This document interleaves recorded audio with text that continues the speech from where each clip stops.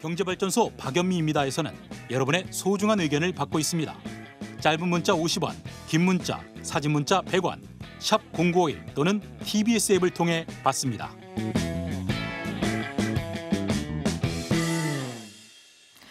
언제부턴가 강남이나 여의도 이런 이른바 사람이 좀 많이 모이는 곳에 마트나 백화점, 식품관에 가면 어느 동네의 유명한 떡볶이, 부산의 호떡, 광장시장의 김밥 이런 것들이 모여들기 시작했습니다. 사실은 아주 오래전으로 거슬러 올라가 보면 H백화점의 그 팥빙수 이것도 한 동네에서 유명하던 건데 삼고초려를 해서 입점을 시켰다고 하더라고요. 유통업체에서 그래서 너도 나도 동네 맛집과 협조를 해서 밀키트를 만들어내기도 하는데 골목 한쪽에 자리 잡고 있던 동네 맛집, 전통시장 명물이 백화점 안으로 들어온 데는 다 이유가 있겠죠. 지역의 맛과 감성이 담긴 이 음식 문화, 이게 사람을 모으는 힘이 있기 때문일 텐데 머물고 싶은 동네가 뜬다의 저자 연세대학교 국제학대학원 모종림 교수님 모시고 오늘은 어떤 동네가 머물고 싶은 동네인지 한번 알아볼까요? 안녕하세요. 안녕하세요. 네, 교수님. 지난 3월에 머물고 싶은 동네가 뜬다 신작을 내놓으셨는데요. 머물고 싶은 도시도 아니고 머물고 싶은 거리도 아니고 동네란 말이죠. 일단 머물고 싶은 동네라는 게 어떤 동네입니까? 글쎄요. 아까 말씀하셨듯이 우리가 거기 가면 거기만 즐길 수 있는 어떤 콘텐츠라고 하는 경험, 체험, 거기 있는 음식도 포함되겠죠. 그러니까 다른 데에서 복사할 수 없는 뭔가를 가진 1차적으로 그런 동네가 이제 머물고 싶은 동네가 아닐까 저는 그렇게 생각합니다. 유일성. 그렇죠. 거기에만 있는 거. 1차적으로 그렇고 네. 그다음에 이제 단지 이런 숙박이라든가 모든 이제 생활 기반이 갖춰져야지 우리가 머물고 싶고 또 살고 싶은 건데 1차적으로 여행자 입장에서 저는 가면 특색이 명확하고 좀 매력적이야죠. 다른 어디에서도 볼 수 없는 그 동네만의 무엇. 그러니까 사람하고 비슷하네요. 사람에 대한 매력을 느낄 때에도 사실은 의외성에서 사람에 대한 매력을 가장 많이 느낀다고 하잖아요. 요즘 젊은 사람들이 나다움 하듯이 이제 도시도 도시다워야 되고 네. 동네도 동네다워야 하니까. 그래요. 네, 동네다움이 뭔지 한번 본격적으로 알아볼게요. 네, 교수님 유독 골목을 좋아하시는 것 같고 동네를 좋아하시는 것 같아요. 전작이 골목길 자본론이었는데 이 정도면은 골목과 동네 스파팅을 하시는 게 아닌가 이런 생각도 드는데요. 왜 골목이고 왜 동네입니까? 제가 2000년대 초반부터 지역 발전 연구를 하기 시작했어요. 근데 지역 발전이 이제 우리나라 사회의 큰 숙제인데 오랫동안 우리가 노력해도 가시적으로 크게 변하지 않잖아요. 네. 그랬을 때 제가 2000년대 중반 정도에 그럼 지역에서 가장 큰 변화가 뭔지 이런 질문을 해보면 아무래도 그 전주 한옥마을이라든가 네. 경주 황리단길 아니면 양양의 서핑 이런 식으로 어떤 그 골목 그래서 형성되는 새로운 문화, 전 골목상권이라고 부릅니다. 네. 제가 보기에는 어떻게 보면 이런 골목상권이 한 동네를 천지개벽시키는데 여기 아무도 주목을 안 한다. 좀 신기하다 생각했어요. 그래서 근데 전체적으로 보면 이게 이제 동네뿐만이 아니고 한국 사회 전체가 로컬에 대해서 로컬이라고 부릅니다. 지방 지역이라고 하면 로컬이라고 부르는데 이 로컬에 대해서 어떻게 보면 관심이 커지고 귀농 귀촌뿐만이 아니고 이제 젊은 사람들이 많이 지역으로 내려가 새로운 기회를 찾고 그리고 이제 핫플레이스 골목상권 그래서 우리나라 사회가 근본적으로 변하는데 저는 라이프스타일이 변화라고 생각해요. 이 라이프스타일 변화에서 어떤 로컬의 새로운 미래를 찾아야 되지 않는가 해서 가장 가시적으로 발달한 골목상권을 연구하기로 했습니다. 그렇군요. 이게 코로나19 상황 때문에 약간은 주춤한 상황이지만 전주 한옥마을 하면 제일 처음 시작된 게 꽤 많습니다. 그 젊은이들이 개량 한복 입고 예쁘게 사진 찍는 거, 교복이나 개화기 옷 빌려서 입는 것들 다 거기서 시작된 문화고요. 가맥이라는 게 서울까지 번져온 것도 사실은 전주 한옥마을 문화. 그리고 에어비앤비 같은 숙소들도 전주 한옥마을 근처에 굉장히 많습니다. 거기가 한때 연간 100만 명이 그 거리를 찾았다고 하는데 그렇다면 이 로컬 말씀해 주신 지방 이 곳에 대한 어떤 특징을 끌어내는 거는 결국 골목이나 공간 그 자체가 아니라 거기 주목하는 사람이겠네요. 결국에 우리가 이제 골목을 좋아하는 이유는 골목 자체도 중요하지만 이게 우리가 뭐 그냥 눈을 그냥 어디 돌릴지 모를 정도로 그냥 아기자기한 가게들이 네. 쭉 채워져 있어야 되는데 결국엔 가게거든요. 가게라는 거는 어떤 상인들이 만드는 문화라는 거죠. 그럴 때 그러면 왜 우리가 다른 지역에 가면 전혀 매력을 못 느끼는데 특정 지역에 가면 우리가 새로운 어떤 감성을 느끼고 체험을 하고 싶고 뭘 사고 싶고 먹고 싶고 결국에는 그 상인들의 어떤 그 창의력에 의해서 만들어진다. 그래서 저는 이런 분들을 로컬 크리에이터라고 합니다. 근데 이런 로컬 크리에이터, 그 로컬 문화를 창조한다는 뜻이거든요. 이런 창의적 소상공인들이 만드는 문화인데 이런 분들이 대개 보면 언제부턴가 골목에 가서 자기가 하고 싶은 일을 그리고 자유롭고 독립적인 일을 하고 싶어하는 분들이에요. 그래서 이런 분들은 보통 이런 얘기를 합니다. 그러니까 하고 싶은 일을 살고 싶은 곳에서 그러니까 골목에 가서 자기가 하고 싶은 일을 즐겁게 하다 보니까 그게 매력이 되고 그게 그런 문화가 만들어진다고 생각합니다. 그래요. 이게 일종의 덕업일치이기도 한데 덕업일치를 유독 잘하는 세대가 이른바 MZ 세대입니다. 네. 뭐 김태리, 류준열 씨 주연 영화 리틀 포레스트 뭐 이런 얘기를 하기도 하는데 지역에서 꿈을 펼쳐보겠다 이런 젊은이들이 부쩍 늘어나는 추세 같아요. 네네네. 그 두 가지 요인인 것 같아요. 어떻게 아까 말씀드린 자유롭고 독립적인 일을 한다 했을 때는 아무래도 한국 사회에서는 좀 예외적인 그럼 대안적인 문화입니다. 근데 아무래도 이제 서울이나 수도권은 기성세대 문화가 강하다 보니까 어떻게 보면 답답함을 느끼는 거죠. 역설적으로 50년 전에는 기성세대가 시골이 폐쇄적이라서 서울에서 어떤 자신을 찾았다면 네. 거꾸로 지금은 젊은 세대들이 서울이 답답하고 지역이 자유롭다고 생각하는 거예요. 그래서 거기 가서 길을 찾기도 하고 두 번째는 일단 지역 자체가 좋아졌어요. 그래서 한번 여행해 보시면 생각보다 우리나라 지역에 굉장히 많은 그런 인프라라든가 문화 시설이 들어가서 지역 자체가 좋아졌기 때문에 크게 불편도 없을 뿐더러 아까 말씀드렸듯이 그 지역에 가면 뭔가 새로운 걸 찾는데 그런 여행지에 늘어나다 보니까 내가 그런 어떤 문화적 능력이 있으면 지역에 훨씬 기회가 많은 거죠. 그래서 서울에서 이렇게 밀어내는 측면도 있고, 네.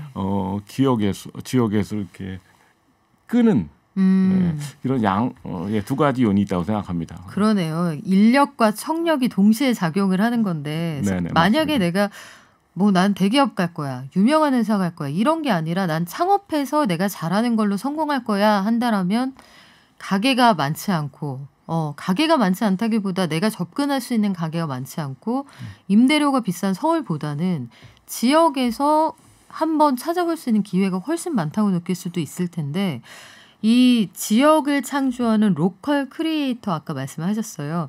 이런 분들이 늘어나면서 동네를 단장하고 또 한국의 로컬 문화도 점점 발전을 하고 있다 이렇게 볼 수 있겠네요. 그렇죠. 이미 이제 많이 저는 발전하고 있다고 생각합니다. 그래서 우리가 이제 동네에 대해 생각했을 때는 옛날에는 뭐 중심부다, 변두리다, 아니면 뭐 부자 동네다, 서민 동네다, 뭐 이런 식으로만 생각했는데 요새는 무슨 자기 성격에 맞는 자기가 좋아하는 동네가 네. 생기기 시작했어요. 그래서 어떻게 보면 그 다양성 차원에서 우리나라한테 굉장히 긍정적인 변화입니다. 그래서 이게 그렇게 보통 우리가 생각할 때 중심부가 아니어도 매력적인 동네가 생기고 있다.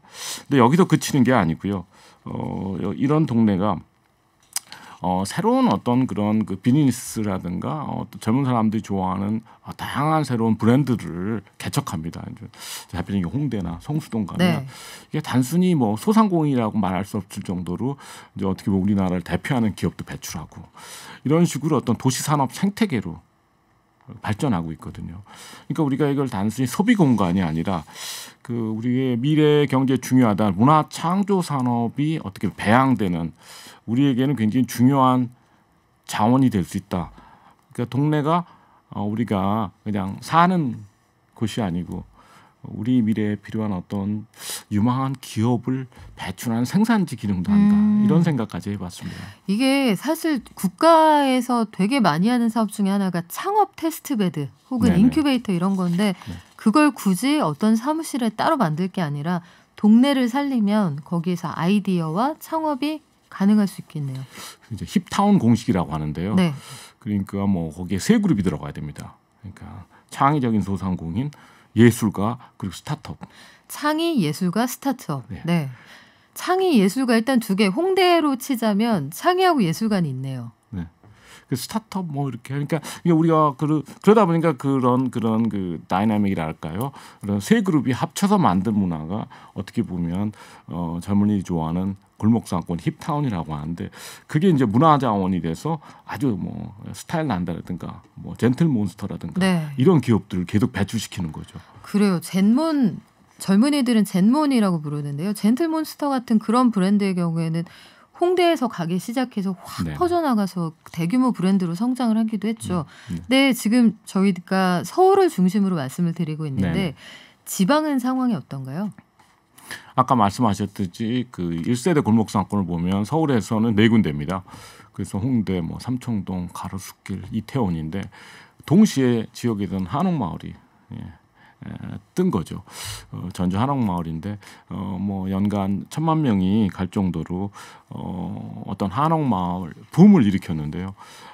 그 이후로도 보면 뭐 경주, 부산, 뭐 감천마을이라든가 전국 원도심에는 웬만한 곳에는 골목상권 이미 다 들어가 있습니다. 그래서 전국적으로 보면 4개에서 시작한 골목상권이 지금 한 160개 정도로 늘어났는데요.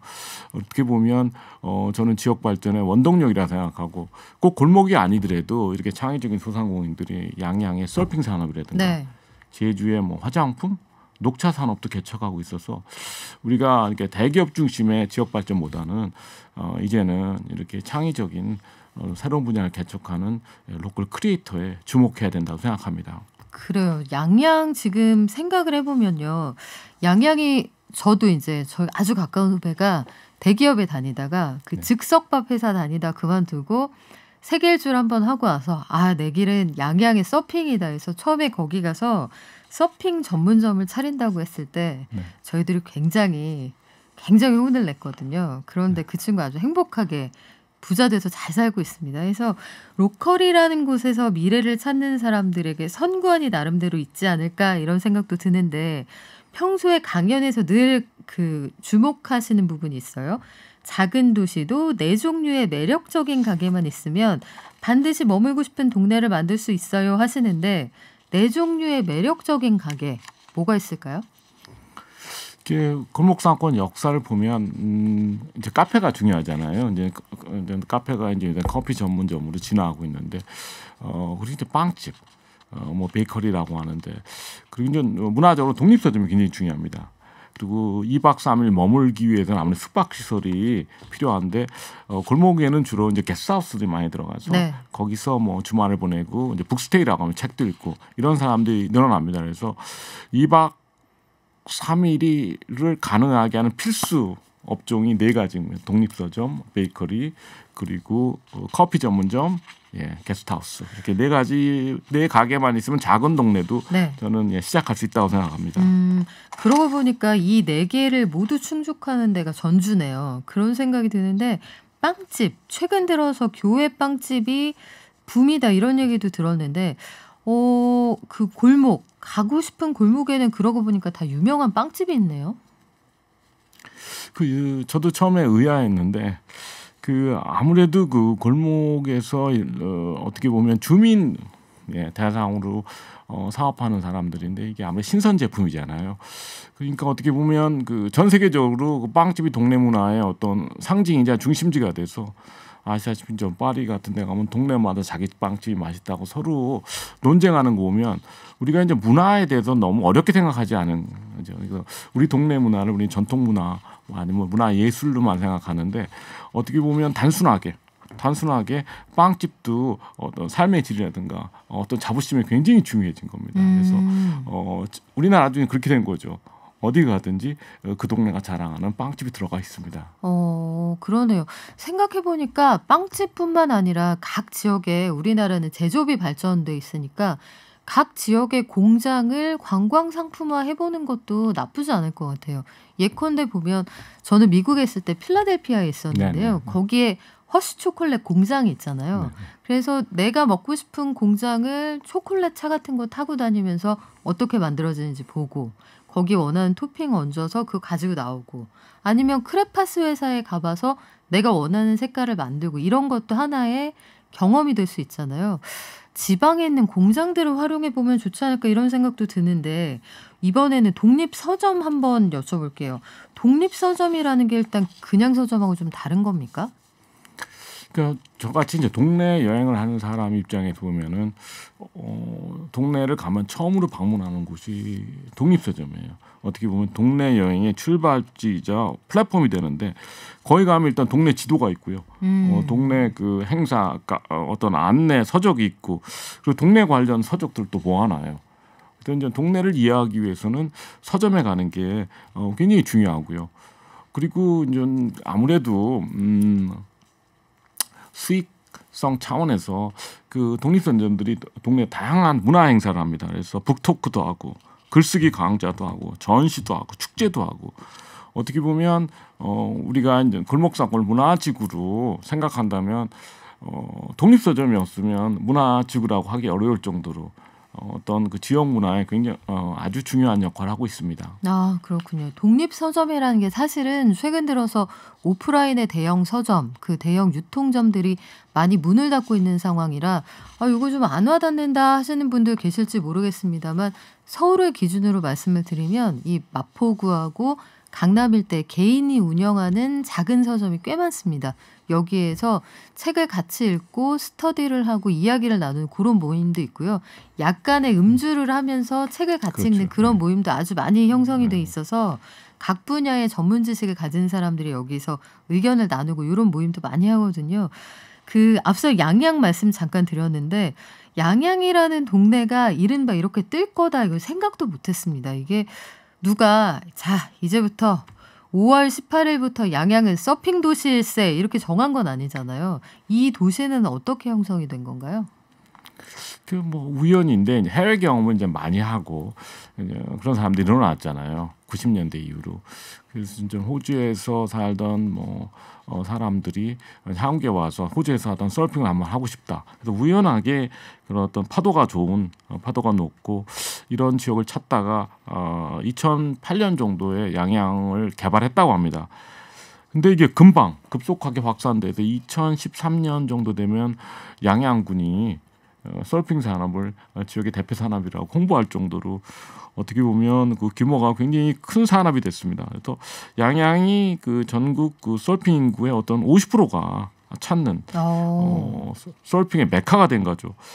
주로 죽도 해변이 그 중에서도 가장 그 중요한 그 서프 스팟이라고 하는데 마을인데요. 20개. 양양군 전체를 보면 70개의 서프샵이 들어가 있습니다.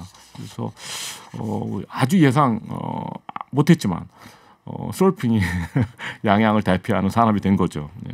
그래서 서핑가가 조성이 되고 거기에 게스트하우스들이 늘어나고 서핑족들이 많이 찾는 수제 햄버거집 이런 것들로 상권이 번져나가는데 네.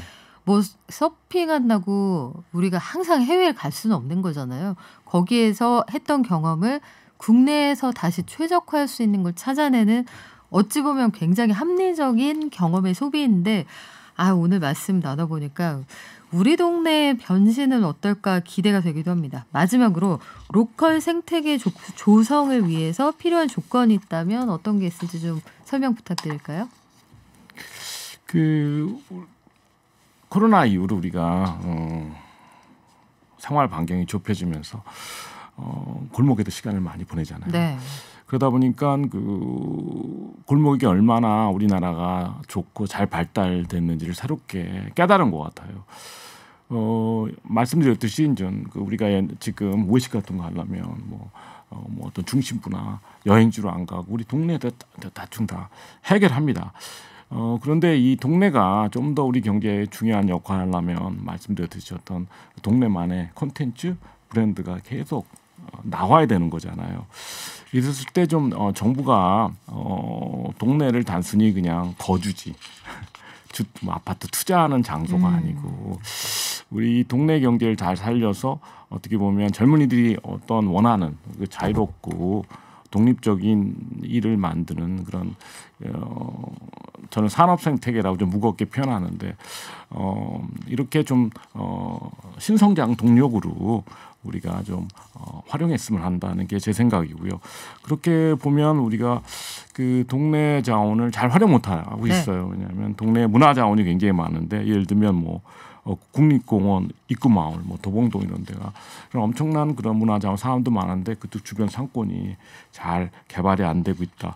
그러면 좀 무궁무진한 그런 그 가능성이 있다고 생각합니다. 그래서 여기 그 로컬 콘텐츠라고 하는데 그걸 개발할 수 있는 인재가 필요한데 소상공인 전체는 뭐 과잉 공급됐다고 말할 수 있을지 모르지만 이런 창의적인 소상공인 로컬 크리에이터는 절대적으로 부족합니다. 그래서 지역마다 로컬 크리에이터를 양성하는 그런 작은 어떤 교육기관이 필요하지 않을까 해서 저는 장인대학이라고 부릅니다. 그래서 인재 공급이 제일 시급한 과제입니다.